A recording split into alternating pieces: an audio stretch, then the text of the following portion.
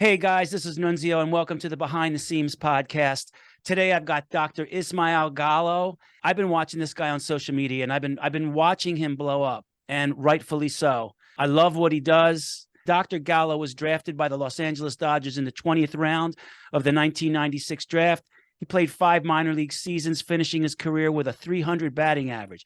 After his professional baseball career concluded, Dr. Gallo received a bachelor's in kinesiology from Cal State University, Fullerton, and continuing his education in the doctorate of physical therapy program at Loma Linda University. The following year, he was accepted into the highly sought-after postdoctorate residency program at Kaiser Permanente Orthopedic. For the past 10 years, Dr. Gallo has been the sports specialist at Kaiser with an emphasis on baseball athletes.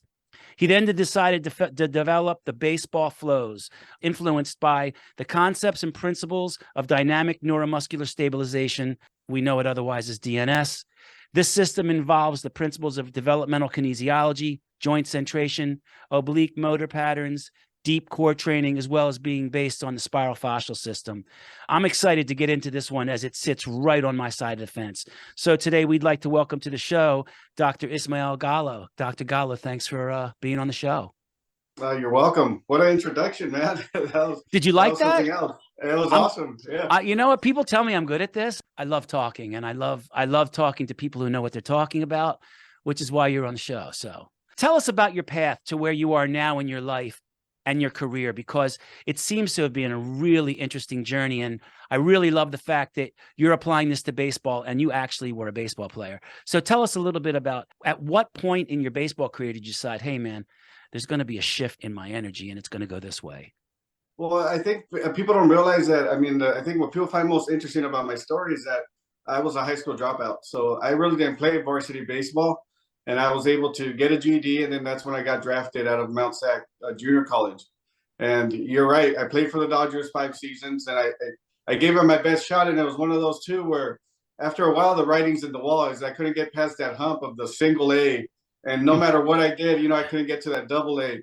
And it's a big jump for a lot of people, because that's kind of when you go from being just an average player to more of a prospect and really going, hey, I could really make it to the big leagues.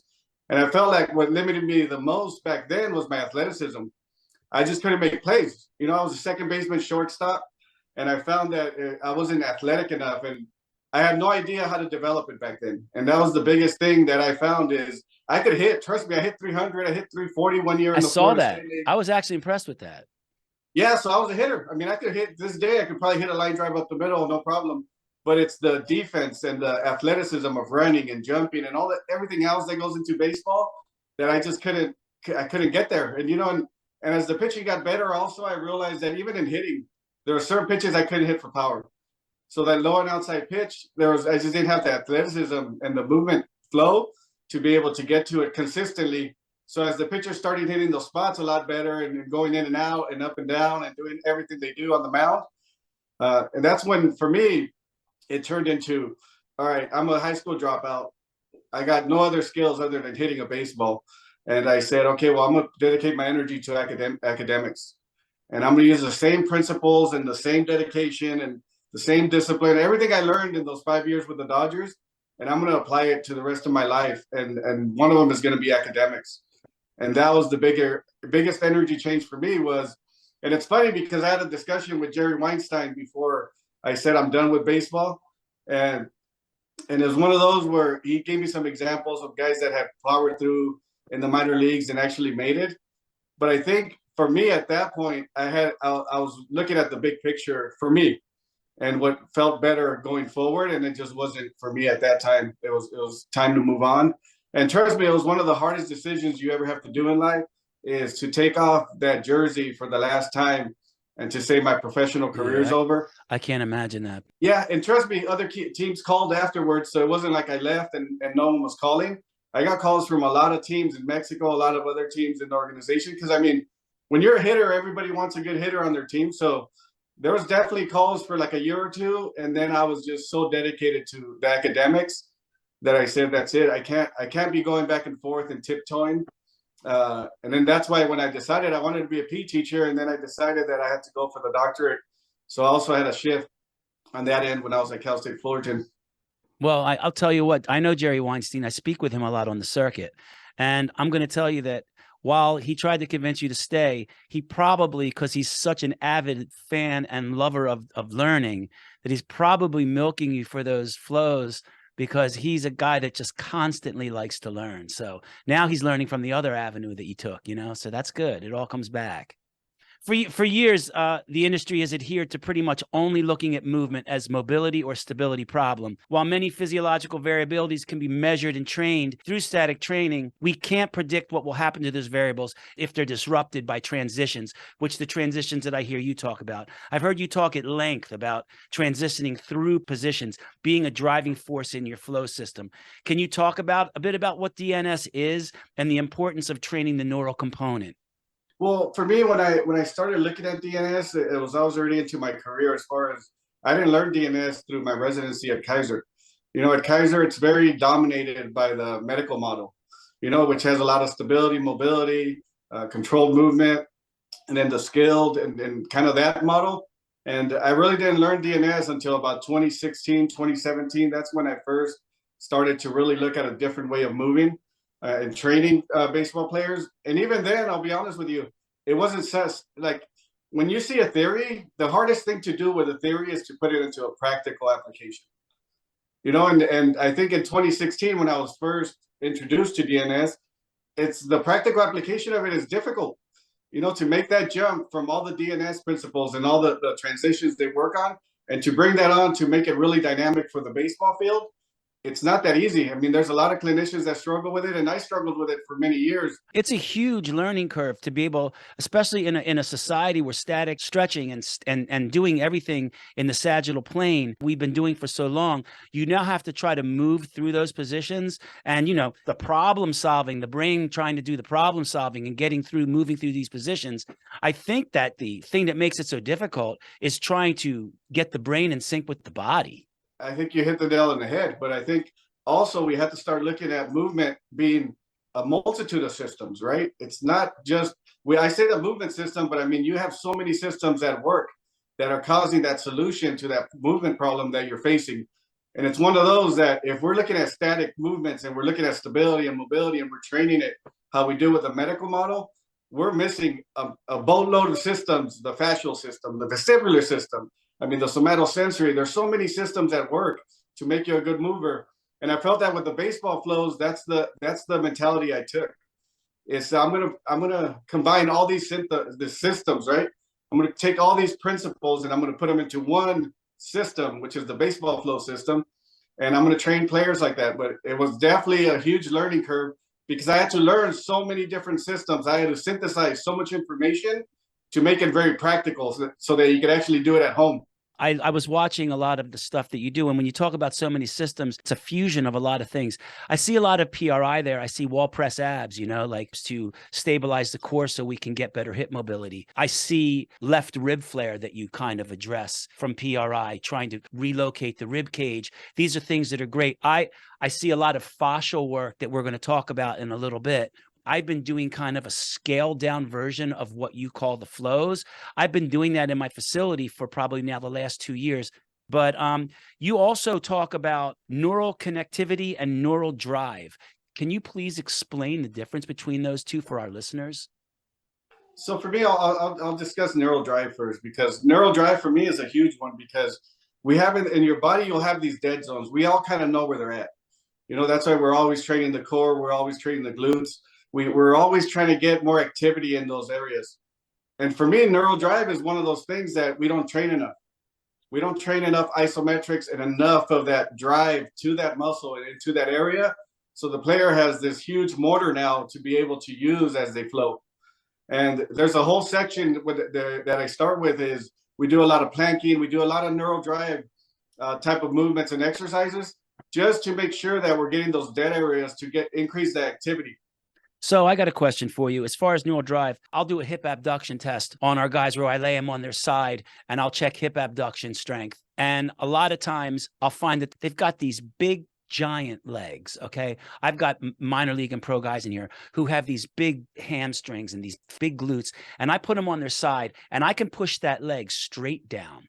right? And I'm looking at this big leg. And then if I just reach around and I brace their core and get behind them and give them like a stability belt, and I brace that core really hard, I can't budge that leg, right? So it becomes more of a core stability issue than an actual glute. And a lot of times, if you don't do that test, you're going to assume that they've got weak glutes, when in a sense, all you got to do is stabilize the core, and you can't move that leg, okay? So you can give a guy a bunch of glute exercises, right? And then he's not stabilizing his core, so he needs to fire that.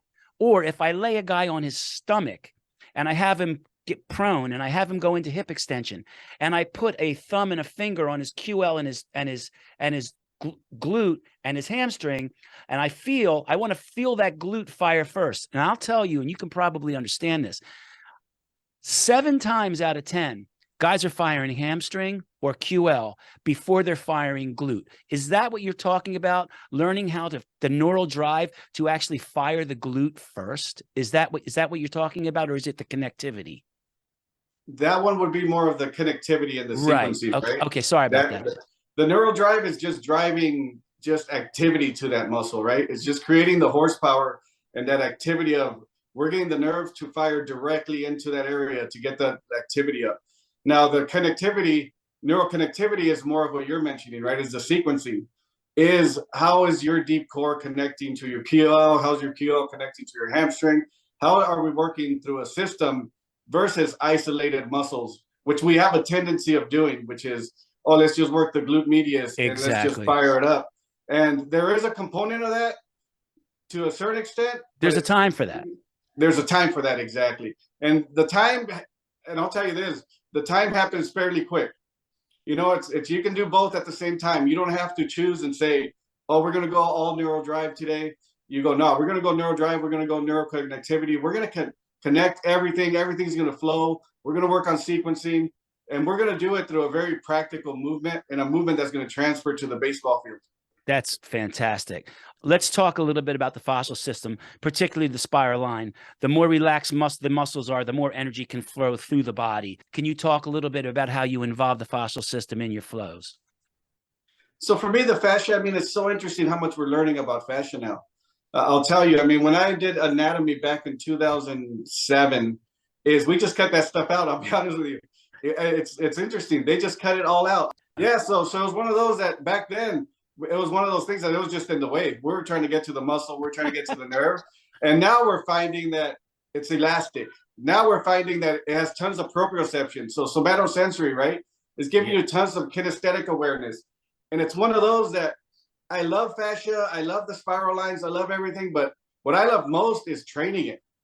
Is how are we training the fascia? How are we making it where it's applicable to the baseball field? Because what I find a lot is sometimes we'll have these great theories and these great explanations about fascia and how it works and everything, all the magic that it could do. But at the same time, it comes down to what stimulus are we providing for the fascia to create the adaptations that we need on the baseball field. The baseball flows, that's exactly the way I went about it. Was I love fascia, but let me figure out how can I take those fascial components and then train them so athletes become very robust movers. I do it twice a week during their movement days, which I think I'm going to actually substitute one of those with your flows. I think I'm going to do one day, I'm going to do a fascial circuit, and one day I'm going to do your flows. I try to tell these guys the muscles develop much quicker than fascia. So these guys come in and they're always just concerned with working on their muscles, I'm like, listen, guys, you need to work on your fascia as well, because when you contract your muscles and you go into a concentric movement, you've got that fascia pulling back down in. That push-pull is creating the stability that lets you create power. They don't want to hear about it. You tell them to do these fascial circuits, and they're like, oh, it's like you're pulling teeth. You know, they just want to get right into the weight room. My partner said, what do you think are the 2 biggest things that are going to change our business for the better in the next 5 years? This was 2 years ago. And I said, number 1 is dedicating 20 minutes twice a week for the fascia.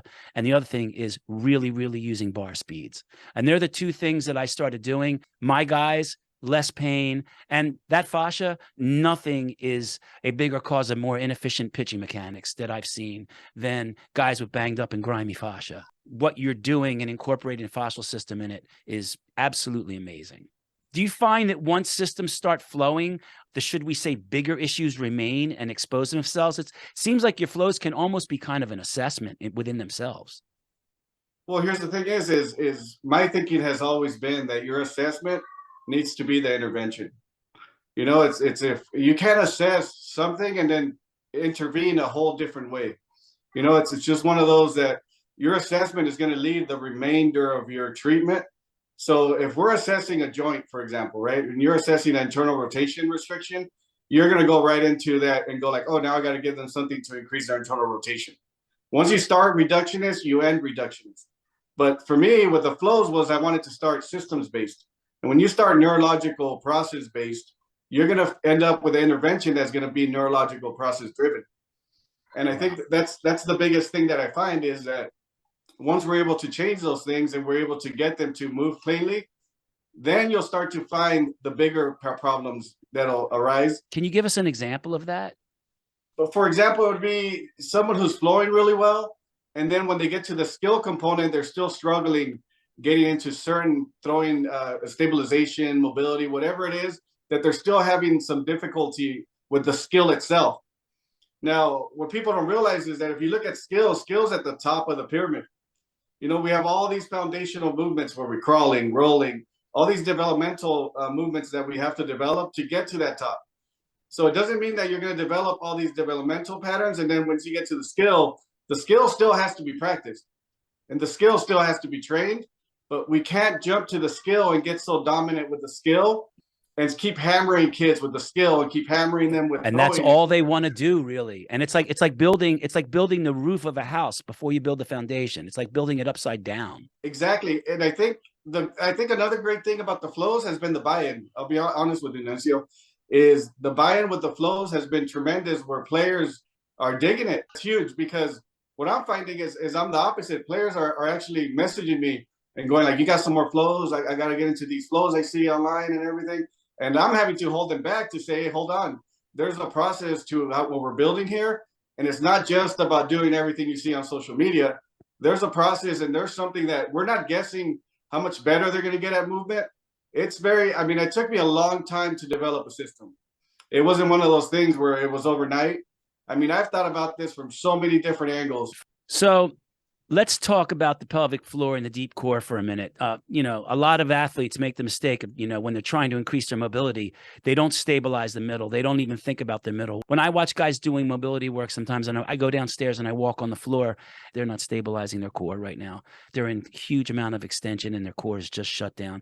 And you walk up behind them and you just tap them on their core and you get them into a little bit of a posterior tilt to just activate some anterior core. And all of a sudden they start moving better. Or sometimes they've just been relying on being an extension so much that they actually can't even do the exercise when they activate the core and they've got to relearn it all over again. So please talk a little bit about holding down the fort with the core so we can get more distal movements. And as this is an example of where you would train proximal in isolation before introducing a flow, are the beginning of your flows, are the first thing you talk about is stabilizing the core before we start moving?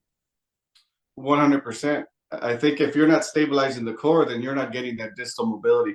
And you can, I think the biggest compensations happen distal to proximal.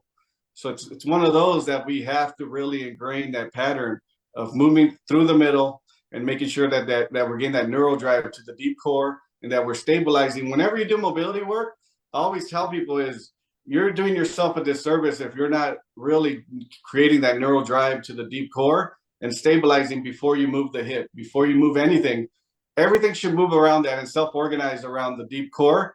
We're not going to capture the core with every movement. And I think that's where we get into compensators, right? Because like, for example, they've done some research on even like a deadlift, right? And you figure the deadlift would be, oh man, the core must be working tremendously when you do a deadlift. And they found that with some athletes, it's not. With some athletes, the core is still a dead zone. So you go, okay, well then how can we create some movements where we're actually really funneling the flow in that deep core?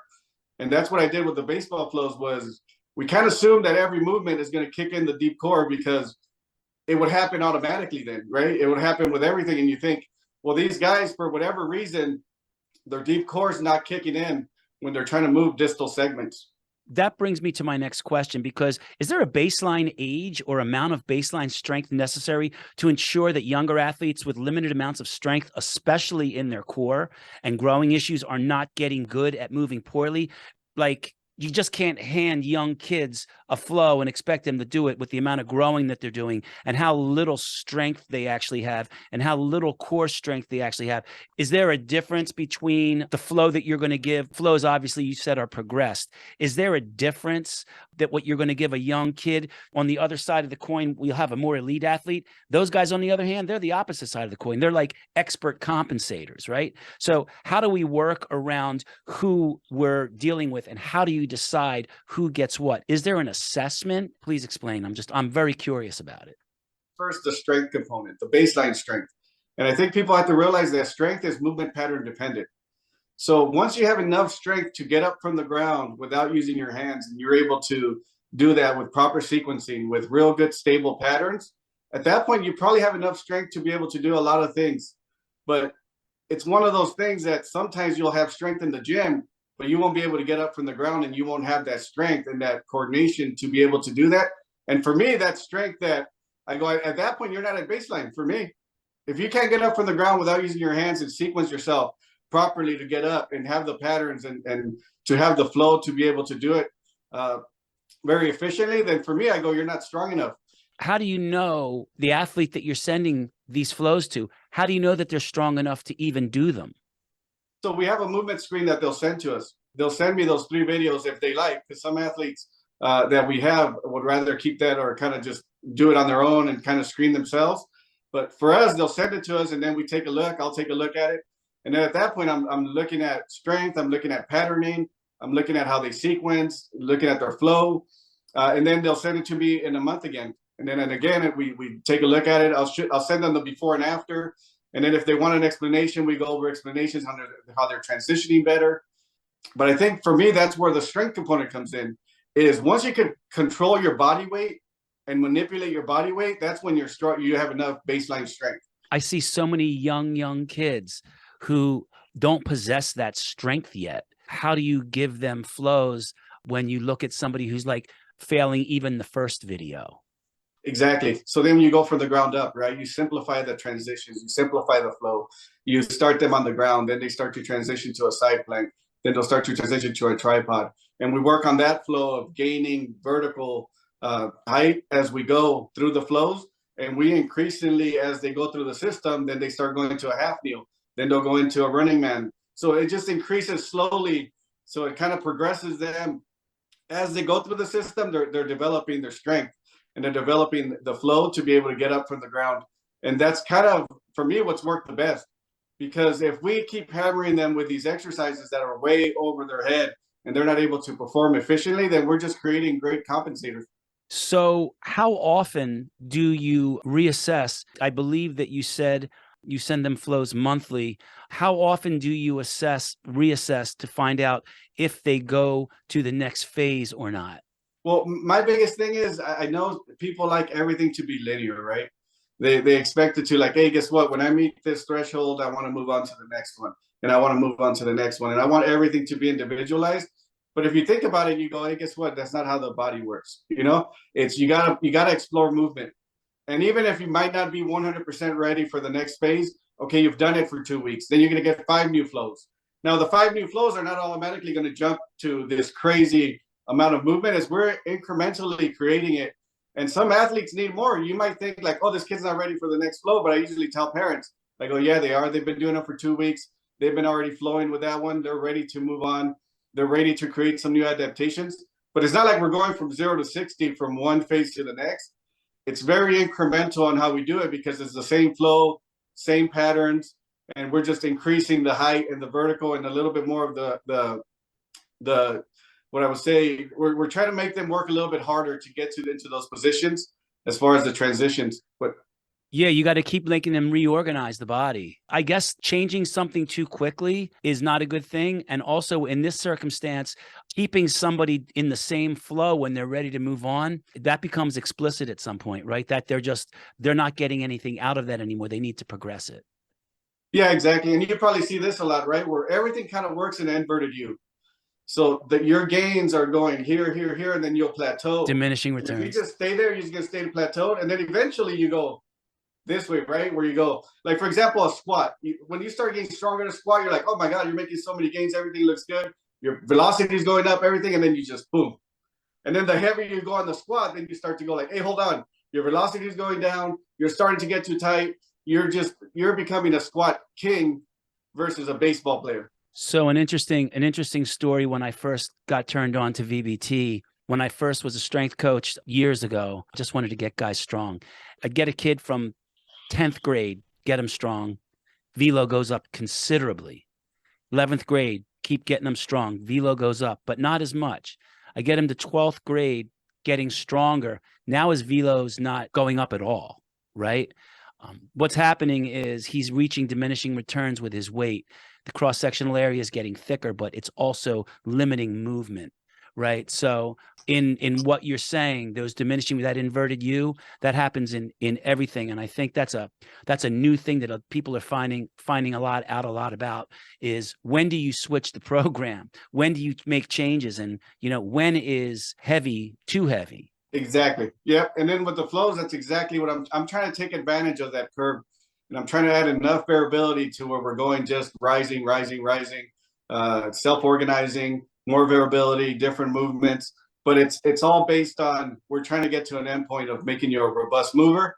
So it's one of those that we're just trying to get there as quickly as possible. So what we are trying to do is not take you into those diminishing returns where all of a sudden, like you're just getting better at the flows versus getting better at movement, getting better at the skill. So it's one of those that we have to make it fairly dynamic. So for me, I found that every 2 weeks progressions, 5 movements, and then we check every month to see how you're progressing. That seems to work really well for most athletes. 5 movements in the flow, and you said it's like 15 to 20 minutes. Yeah, I think for me that's another thing is, and you mentioned these athletes don't want to do these things, right? Is because, let's be honest, there's a lot of mental sweat. It's not easy to get up from the ground without using your hands. Trust me, it's a lot easier for me. I'd rather go to the gym and bench press 1,000 pounds and squat 1,000 pounds than get up from the ground 30 times. It's just Absolutely. mentally, it's a lot of mental sweat of having to organize your body. It does make you sweat. It also, if you put a heart rate monitor on these guys, you'll see that they're in a nice zone 2 cardiac output, kind of like 60 to 70% of their 1 rep max while they're doing this. It's amazing how easy it is for them to get their heart in a nice low heart rate condition base where I get a good sweat and they're actually burning some body fat as well. Exactly. And the beauty about this is that it's working on their movement patterns, and you're getting the benefits of so many systems, like I mentioned earlier, right? I talked to somebody, even they're a vestibular specialist, so the inner ear, and she was kind of going, okay, what are you doing with this baseball flows? And I started to discuss with her what I do and how I work the patterning, and she goes, wow, that would work great for vestibular, because what we find is the inner ear, it has a lot to do with movement patterns and positional, right? Positional changes. And all these transitions is what the patients struggle with the most. And I think, I don't know about you, but how many times do you ask a kid how many inner ear infections they've had? And that's why, yeah, when you mention your systems, that's the thing about the flows, is that we work at so many systems levels that I'm just finding this out going, oh, wow, the baseball flows works for vestibular. Where when I started, I wanted to work everything that you mentioned. I wanted to work patterning. I wanted to be a better hitter. I wanted to do everything. But sometimes, what if the guy can't get down the mound because he's got a vestibular problem? It's all connected. And I think that's the beauty about having these level changes. And what I created with the flows is that we took all that into account. I took everything, every system, and I said, I think this is going to capture so many things to make people move better, but also help them on any problem that they're having. It's one thing to understand movement, but I touched on earlier, you've actually played the game at a high level. Can you speak about how that makes your prescription different? And can you give us an example of how you took your experience in baseball and applied it to your systems and your movements? So here's the thing is when I took a lot of these courses and I was learning so much about movement, the biggest thing is every provider that worked with baseball players would always ask me about how it was on the field, like skill. Every single provider would go like, how do you throw a baseball? Like, what does it feel like? Like, how do, because you got to understand, Lucio, these people have never thrown a baseball in their life. So they're looking at me going like, whoa, you've thrown a baseball, you've hit, you've swung a bat. Like, what does that feel like? What are you trying to accomplish with these movements? And the more I started to realize was like, hey, you know what, I'm a little bit of a unicorn, because there haven't been too many people that played professional baseball that went and nerded out all the way to a doctorate on a movement specialty like physical therapy. And I started to realize like, well, I got to bring that skill and I got to bring all that experience into movement. And when I started to develop the baseball flows, it was the same thing. Is when I was going through these flows, I said, if this baseball flow doesn't transfer to the baseball field or a movement I'm doing on the baseball field, it's not going to be in the system. And that's for me what was probably the biggest differentiator about this whole system, is that it's based on what we do on the baseball field, what we do in sports. It's one of those where that was very invaluable for me to be able to say, hey, guess what? This movement, even though it looks cool and I see all this stuff online and those, I go, that's not a baseball movement. That's not something you're going to do on the baseball field. That's a man-made pattern that you're trying to get this kid to do, where now I'm able to see the developmental component, and I'm able to see like, this is exactly how we move on the baseball field. So what is a minimum amount that you would suggest if someone's doing your system or trying to, I'm trying to figure out how I can actually take some of this, when I find things that I really, really like, and I seem to think that I have a feeling about this, that it would really work well for me because of what I'm doing with the fascial system now anyway. What is a minimum that applying this into my program? What's a minimal times a week that you would do it to actually be able to see some adaptation? My biggest thing would probably be about 5 times a week. Right. I think volume, I can't get away from volume is king when it comes to movement. What if they could do it 3 times a week?